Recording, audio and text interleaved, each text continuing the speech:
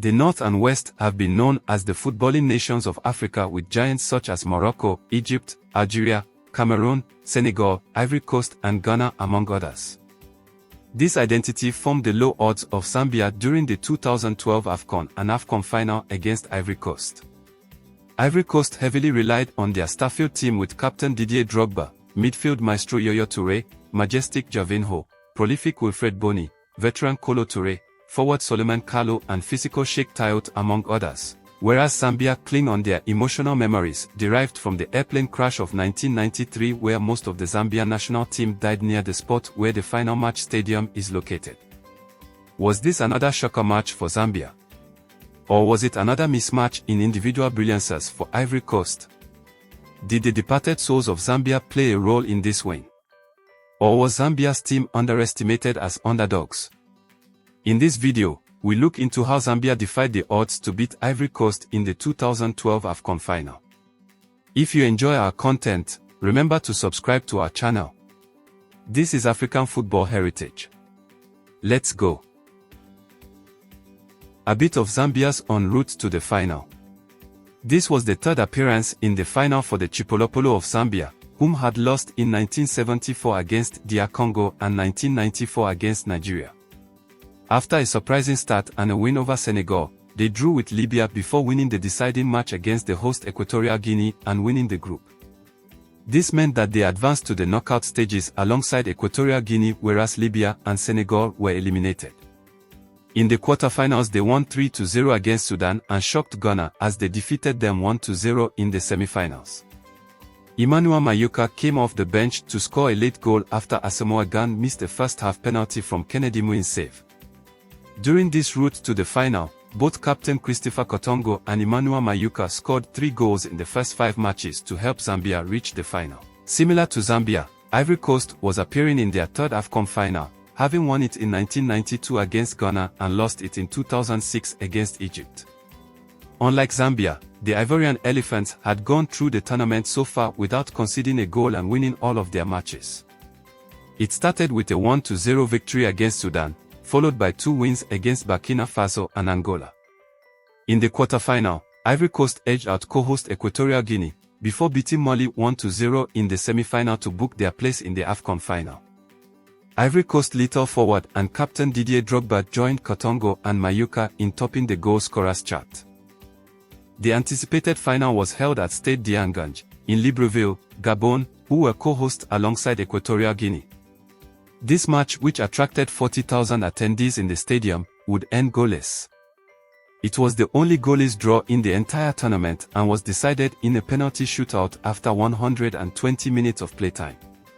After 14 kicks were converted successfully, Kolo Touré and Javinho failed to find the target for the Elephants as Zambia's Rainford Calabar also blazed over. But Stopola Suanzu found the top corner to complete an amazing 8-7 victory. It was a heartbreaking end for the Ivorian skipper Didier Drogba, who missed a spot kick in the normal time. Also, this means that the wait went on for an Ivory Coast team replete with many Premier League and European stars, with the country losing the 2006 final against Egypt in the same way. For the Chipolopolo of Zambia, who had already been runners-up twice, it concluded a tournament where they were inspired by the loss of the 1993 Zambian team after a plane crash close to the venue of the final in Libreville. The last time the South African country reached the final in 1994, it was a year after 18 Zambian team members died as they took off from the Gabonese capital, having more than matched the Ivorian team throughout the 120 minutes of play. Zambia showed greater composure when the contest came down to the crunch. And winning the shootout, they showed steely determination to beat their supposedly more illustrious opponents with a performance that was built on an indefatigable spirit. With Zambia conceding just 3 goals en route to the final and Ivory Coast none, the game was never likely to be an open contest. However, Drogba's penalty miss after the hour mark was startling, as he smashed the ball away over the bar after Javinho was pushed over. Moreover, Yaya Touré shot off target from 10 yards, meaning they rarely tested the impressive Zambian keeper Kennedy Muin, who also scored in the Mammoth shootout. Drogba made amends for his earlier miss by scoring his team's 5th kick. However, the misses by Kolo Touré and Javinho granted Suanzu an opportunity to win the final, sparking wild celebrations for a triumph which almost seemed scripted. Zambia's vocal coach Hervé Renard crafted threats from their well-worked set pieces.